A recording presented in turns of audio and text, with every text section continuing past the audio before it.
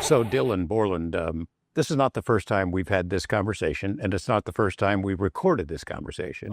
I have a lot of time to think about everything, and knowing the kinds of things that I know, and also even before I came into this information, it is clear that these things are attracted to nuclear power. This gets into ditch run, my last day there, and that whole... You've been talking to Jeremy for a number of years, me for lesser, but a couple of years. And we didn't exactly know it ever come to this point. I mean, right now, you're in the running to be one of the witnesses at an upcoming congressional hearing. So Dylan Borland is a new character we recently unlocked in the world of ufology. We're going to be taking a deeper look into this man, and we're going to be dissecting what he's saying, what he's going to say, and what this means. So do not go anywhere. Grab your snacks, grab your popcorn, because this is going to be a good one. So sticking out your tongue for the picture. You're so pretty, you're so popular.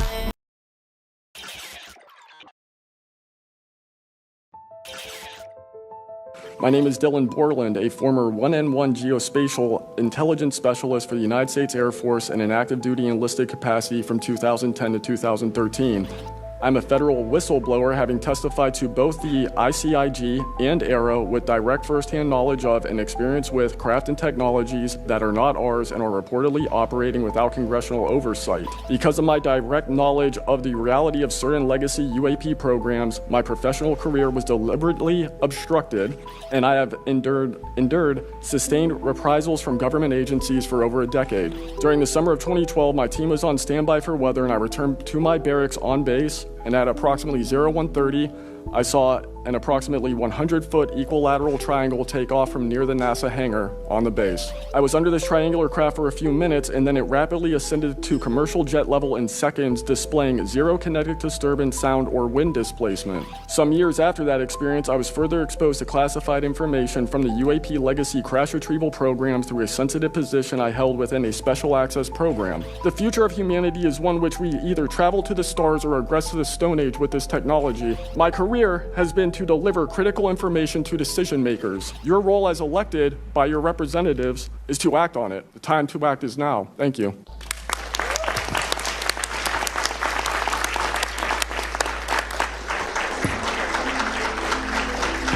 Are you scared for your safety?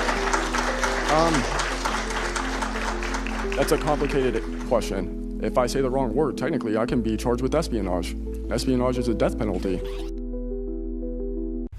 So that's another reason, right, that people can't just say it. I know there's a lot of people that are so frustrated within the community that's like, just fucking say it. Stop hiding shit. Stop doing this bullshit. But the thing is, these people want to say it, they just can't. Espionage is punishable by death. These people can be reprimanded to the fullest degree. We have no idea. On my phone, smoking a cigarette, and I see a white light pop up from the NASA hangar. I've smoked so many goddamn cigarettes, and this shit never happens to me, okay? I do know that in certain light spectrums, you know, even in the Ukraine war, it's so risky to smoke a cigarette because of how visible it makes you, right? It's a weird and interesting fact. I saw that on a YouTube Shorts or some shit. Comes up about 100 feet and stops. I know it was the NASA hangar because I have redacted. At 1:32 in the morning on a weeknight, it was a Tuesday, Wednesday night, I am positive it came from there because I've redacted. And in my mind, I think, oh, weather balloon test. You're testing some redacted. No big deal. So this white light pops up and stops 100 feet. I light my cigarette. I finish my cigarettes about 6-7 minutes after. And I start walking towards the flight line because I'm on call. I have to go back to the ops floor if the weather clears. And at night, I would walk the track. As I'm walking up towards the light to go to the track on my left, the white light flies across the flight line to me. It's 100 to 150 foot equilateral triangle, appears right over me, 100 feet above me, 100 feet in front of me.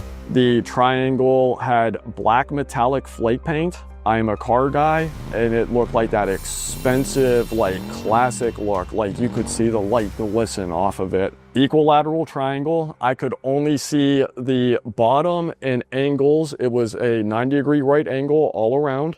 I could not see the top of it. There were 4 lights.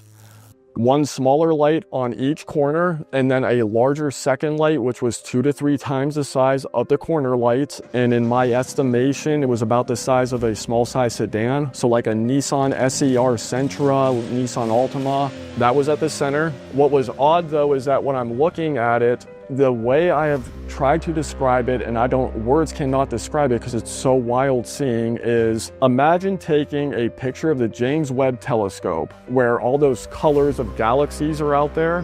Imagine those colors, make them yellow, gold, put them on top of the aircraft and make it a lava lamp, because the whole outside had this yellow transparent glow coming all around the craft and it was pulsating. So this thing flies to me, it's a light, all of a sudden while it's flying to me, this triangle appears. I can't tell you if it was active camouflage, I cannot tell you if it manifested around it. The only thing I can tell you is that light came and a triangle appeared around it. My cell phone gets incredibly hot and completely freezes and shuts down. I'm under it, and the first thought in my mind is literally, okay, so this is real too. Like, I've been in... Redacted. I've had access to things, and I'm like, okay, another thing that's real. Hours, meaning hours. I would initially suspect so. I mean, it was on the base due to things that I found out, having been in government for long enough and knowing certain truths, and having been through the whistleblower process and understanding questions and why they're asked and how they're asked. I am now of the opinion that what I saw was not ours.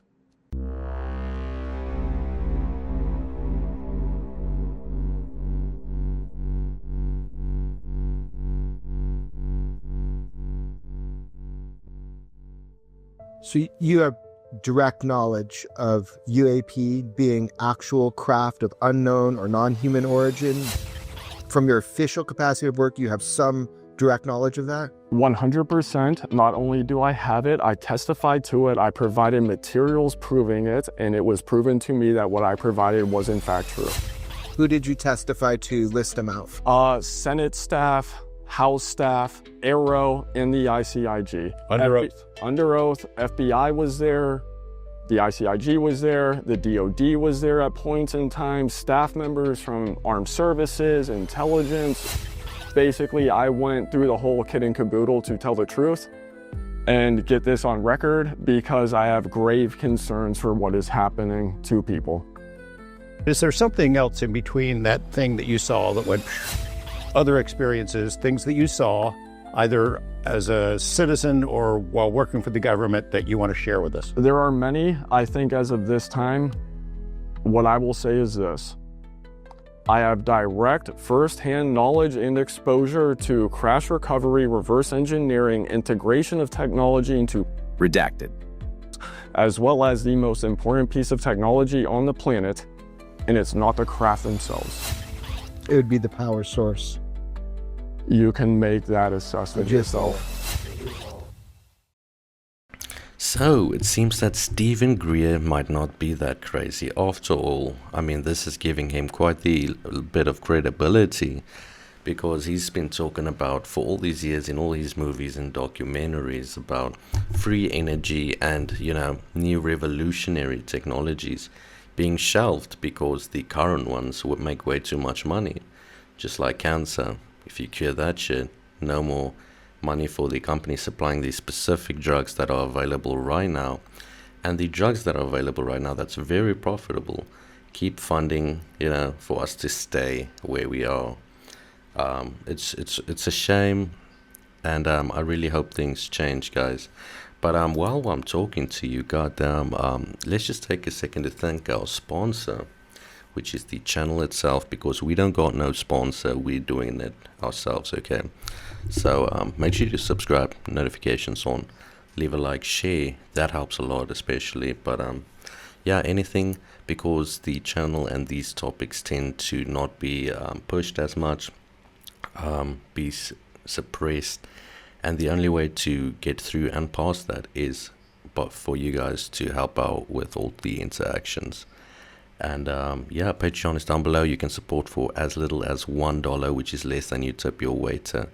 So guys, that would be sick. Make my week. And let's continue. But you were exposed specifically to proof about UAP reverse engineering in official capacity, meaning while you're at work and with those individuals. Can you, I know that you've tried to do this a number of different ways. Now you went to the ICIG, you've testified to Arrow. What is it that you saw and found out and can tell us about? To be continued in part 2 of our interview with whistleblower Dylan Borland.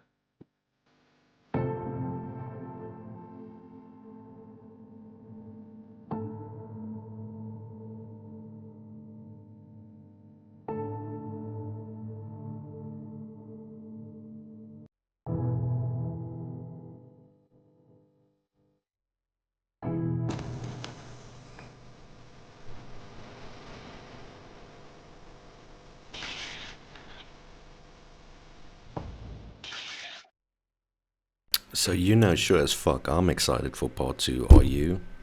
Don't miss it. Make sure to stay here and watch it here with the best channel that's growing on the UAP space right now. Fuck everyone who disagrees. Yeah, we're gonna take past all our competitors, guys. Just need your help. Yeah, can't wait to learn more about this guy, what he drew. I really wish there was, you know, what's that tactic or method that someone used to expose that video where the anomalous object was hit with a Hellfire missile. The dead drop-off point, like, nobody knows who leaked it, you know, but it was leaked. We need more shit like that, more photography, more details, more drawings, everything government and federal related to be leaked to the public, guys. There's gotta be ways where you can do how and where you can do this securely and not get caught, right? Do not give details to how you'd get caught or leak stuff that would implicate you, but it is possible. Hopefully we see that real soon. Thanks for watching till here. Enjoy your day now. Fuck off.